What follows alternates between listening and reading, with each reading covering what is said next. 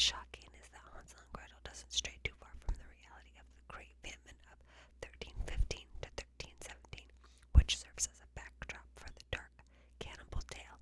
Starvation and disease devoured Europe during this time, resulting in crime, mass death, and cannibalism.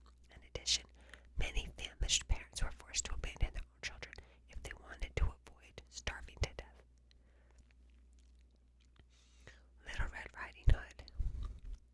Surprisingly, it was the Brothers Grimm who softened Little Red Riding Hood in the 19th century with their edition of Huntsman Who Saved the Day and earlier versions, as well as the 1697 edition by Charles Perrault. Little Red Riding Hood unwittingly cannibalizes her own grandmother after the wolf tears apart the old woman and serves her guts to the girl. In another disturbing rendition, the wolf demands that Little Red strip naked. She submits, throwing her clothing in the fire and joining the wolf in bed. Afterwards, the wolf eats her alive, and the story ends there. The Little Mermaid. In the Disney version of The Little Mermaid, Ariel trades her sweet singing voice for legs. In the Hans Christian Andersen origin from 1837, she gives up her tongue. What's worse, each step the mermaid takes is excruciating, as if sharpened knives are cutting into her newly developed stems. She has just one day to marry the prince, lest she be turned to sea foam. In a curious decision, the former mermaid dances to wow the prince, knowing full well that either step ball change will shoot pain through her body. In the end, her suffering is all for naught. The prince chooses another woman, while the mermaid sisters fight her with a dagger to kill the prince and save her own skin. The mermaid can't bring herself to do it. Instead, as promised, she dissolves into sea foam. Sleeping Beauty. There are no fairy godmothers in Sun, Moon, and Dahlia, the disturbing folk tale upon which Sleeping Beauty is based. Italian poet Giambattista Basile first published the story in 1634 with the titular Dahlia as lead. Instead of getting pricked by a spindle, a sliver of fox lodges under the young woman's nail, causing her to collapse and appear dead. Her heartbroken father, who can't bear the thought of burying his daughter, instead lays her on one of the many beds in his large estate. A king then follows his hunting falcon into the Lord's name, where he discovers Sleeping Beauty. When he's unable to wake the unconscious woman, he rapes her. Afterward, he returns to his homeland. Still unconscious, Dahlia gives birth to 2 children.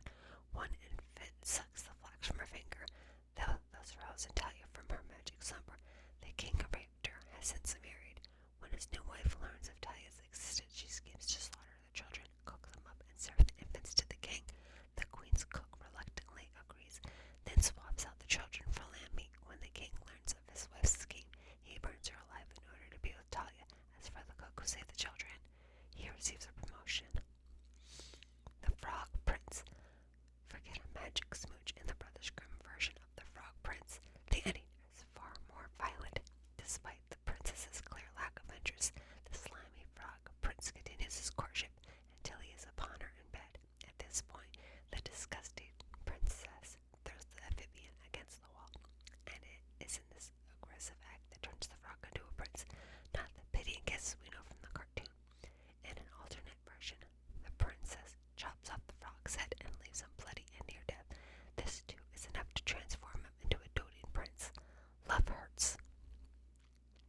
Cinderella.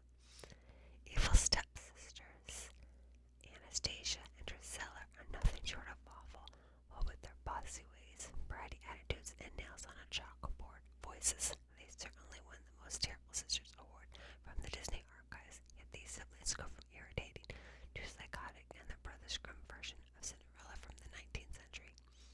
One may recall when Anastasia and Drusilla struggled to get their grubby, pudgy feet into Cinderella's slipper. In the Grimm version, the desperate pair slices off parts of their own feet to cram into the tiny shoe, but the prince sees through their ruse literally. Once the slipper fills with a deep red blood, he quickly ditches the ditches for the real deal Cinderella, adding insult to injury. A flock of birds then pecks out the eyes of the sisters for their wickedness. Snow White. According to German historian Eckhard Sand,